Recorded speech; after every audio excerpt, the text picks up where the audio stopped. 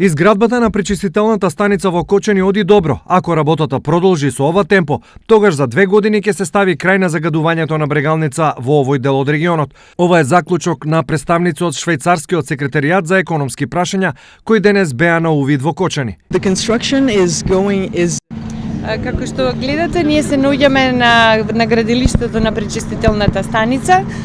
Очигледно дека се уште не е завршена, но полека таа расте и се надевам дека за максимум 2 години таа ќе биде ставена во функција, што значи дека граѓаните од Кочани ќе бидат во можност да ја добијат услугата за пречистување на отпадната вода. benefit from this construction.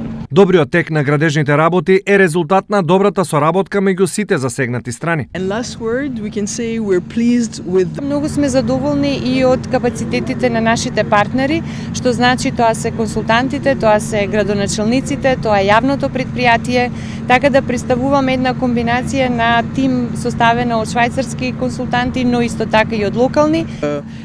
for the right thing.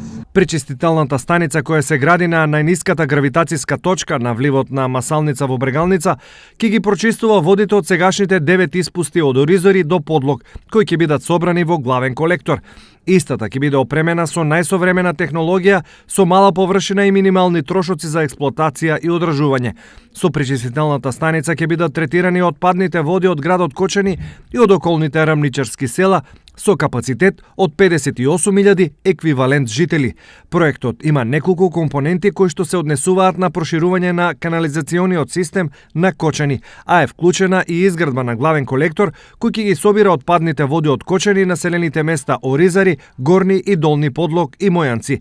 Донацијата на Швајцарија е во висина од 21 милион швајцарски франци.